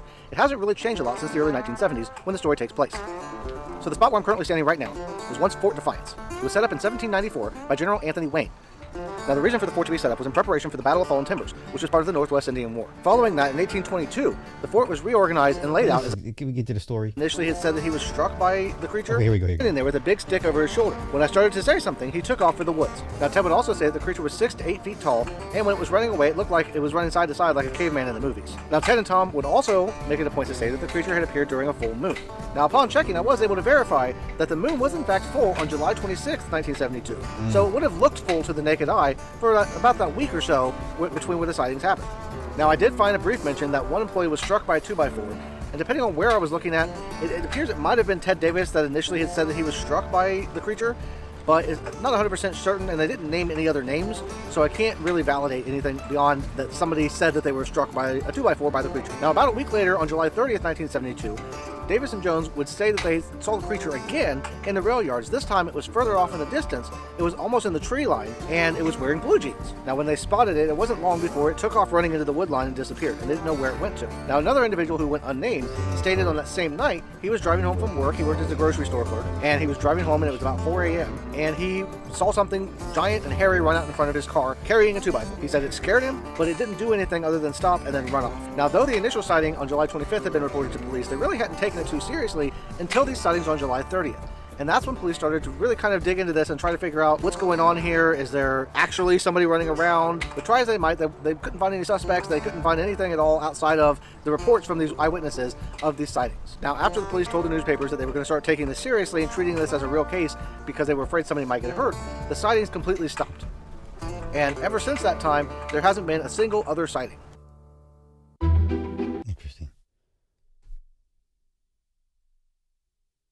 Okay, let's take a look. Okay, wait. Werewolf.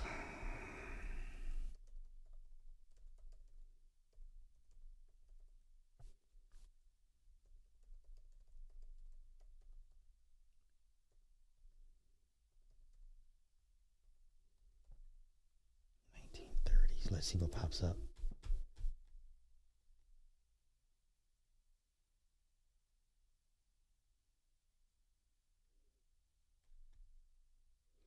Oh, I've heard of him. Okay. That's Albert Fish. Okay, never mind. Okay. Let's keep it going. Okay. Okay. What ripped out this man's throat? Good grief. Christopher Whitley. Jeez, man. Christopher Whitley, 2021. This was in Hood County.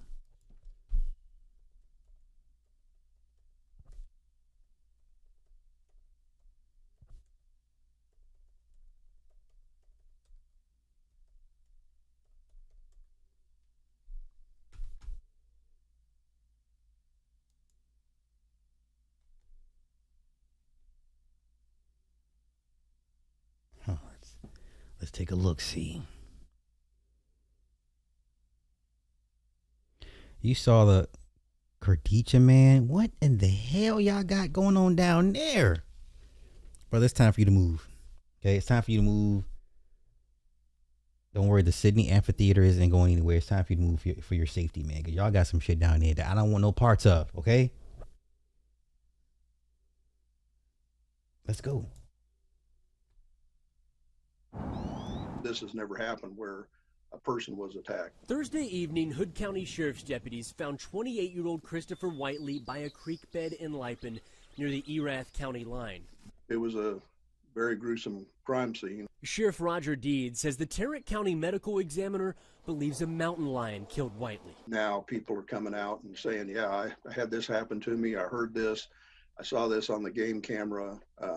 So we're trying to follow up on those instances. But late Sunday, state investigators said in a statement, none of the evidence reviewed by Texas Parks and Wildlife Department indicates an attack by a mountain lion or other wild animal. Hood County is standing by the ME's assessment, but still investigating.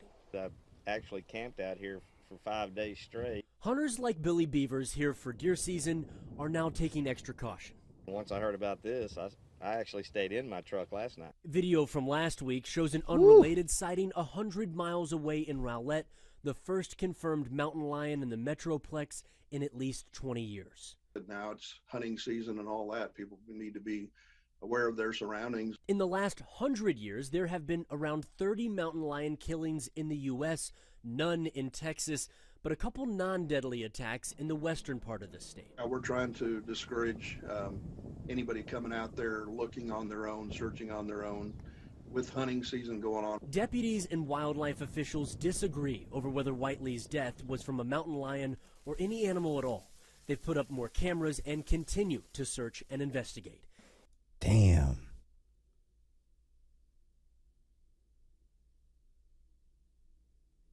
There is not any evidence of a predatory attack by a mountain lion at the location where the victim was found.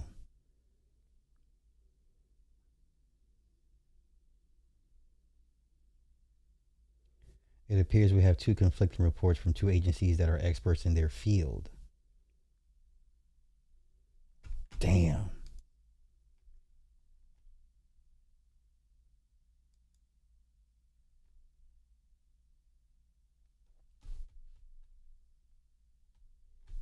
Oh, what is this?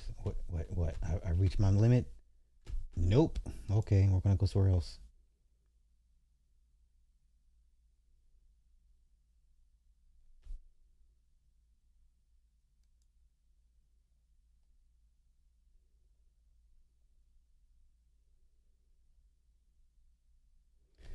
There is no evidence to support it and no record of mountain lions in Hood County.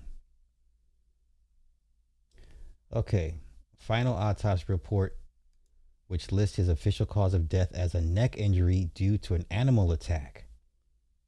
His throat was ripped out, y'all. Okay? His throat was ripped out.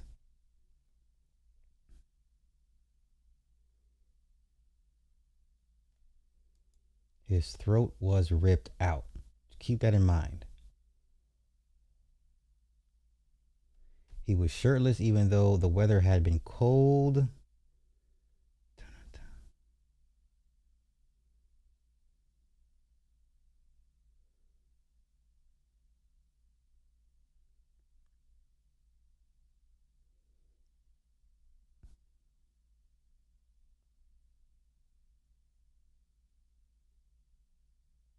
Okay. A mountain lion would rip and tear through it as if it fed, not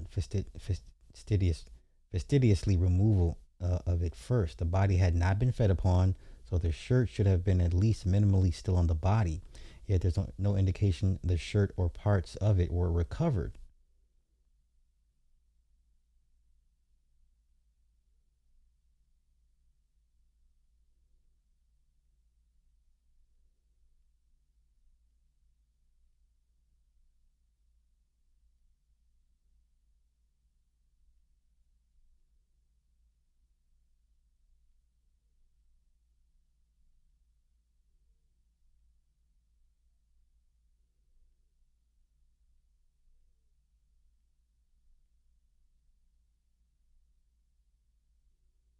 Okay. Mountain lions are obligate carnivores. If they get hurt, they can't hunt, so any injury is life-threatening. For this reason, they rarely attack full-size humans, who they perceive as a risk to take down. Almost all documented attacks have been against children or small women. It's rare for adult men to even be stalked by cougars. Okay, there is no reason or precedent for a cougar to just attack an adult man and rip his throat out and then leave. There has literally never been a reported case like that before.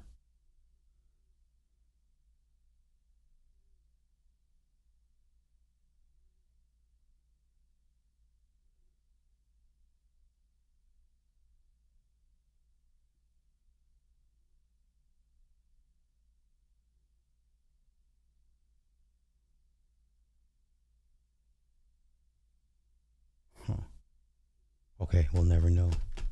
We'll never know. Cheesy Pete's. Okay, Ice Age cave bear found in Russia. Okay. So what's up with this grave site? What is the meaning? Oh, murdered by human wolves. Oh, what? Okay, that they put that on her gravestone? Holy shit. Murdered by human wolves. Wow. Okay, we gotta take a look. Catherine Cross. Cheesy Pete's. Okay. Who puts that on a gravesite? Catherine Cross, 1917. Murdered by human wolves. What? I was not ready for this.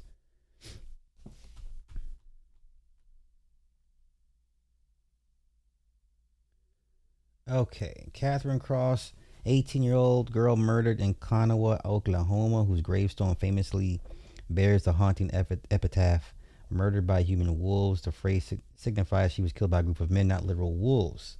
Her story is the basis for a book by Stephen Weddle. Okay. Murdered by human wolves, a phrase used to describe the men responsible for her death. Interesting. Interesting. Interesting.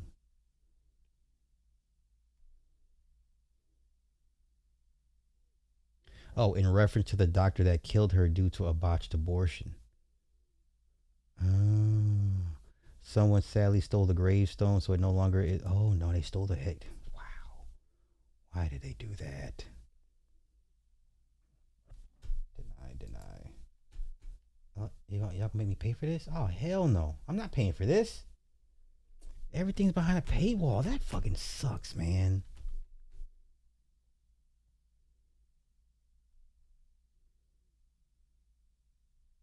Okay.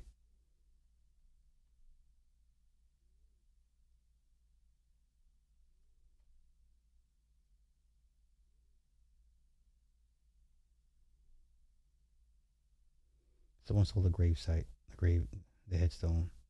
Wow. Okay. That's it. That's all I got. Some of this was pretty good.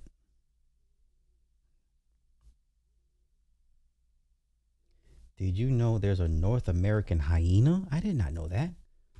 Okay, spotted hyena. Get back. Okay.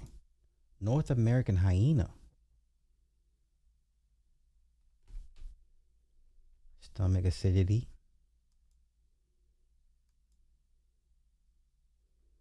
Fearsome ancient hyena wolf was bigger than a polar. Oh God, bigger than a polar bear. Oh, let's take a look. Ancient hyena wolf. That just sounds diabolical. Hyena wolf.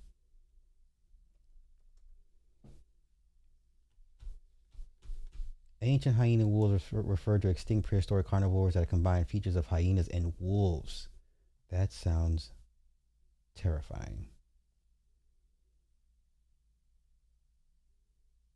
Often featured a mix of canid posture and filiform cranial structure. Derived across the northern hemisphere during the Miocene and Pleistocene epochs. That sounds terrifying. That sounds utterly terrifying.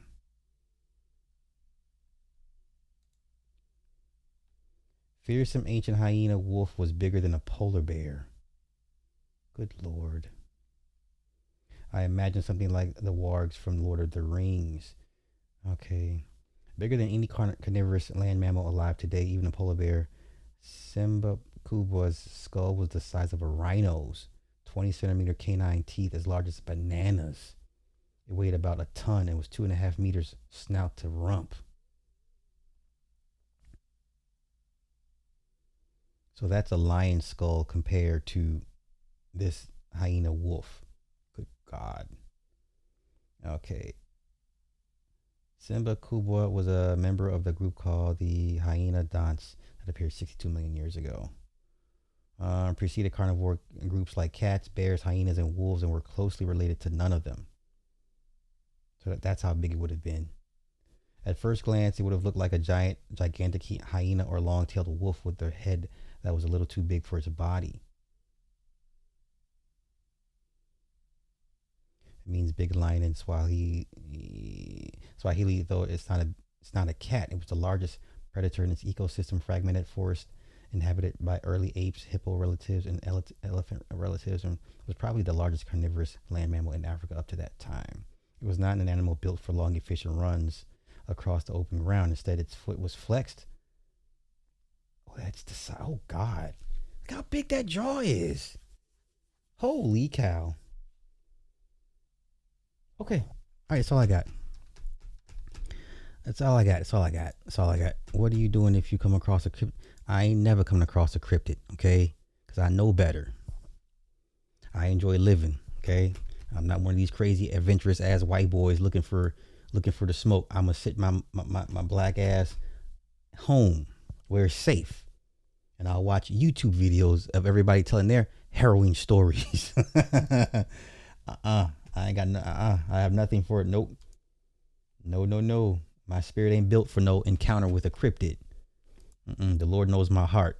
I would just, that would be it. That would be it for me. All right, I'm gonna get out of here. Thank y'all for letting me run my mouth about Dogman and Googwees and stuff. So I'll keep doing more of this stuff for sure. So, all right, y'all go ahead and go to bed. Enjoy the rest of y'all night. I'll catch y'all tomorrow. Yeah, tomorrow.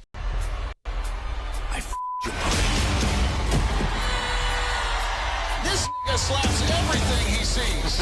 What's next? Slap.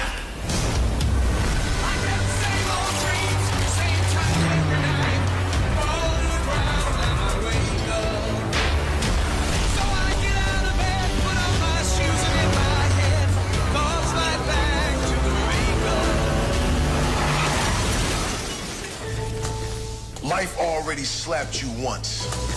So stop living like a scared little bitch, nigga.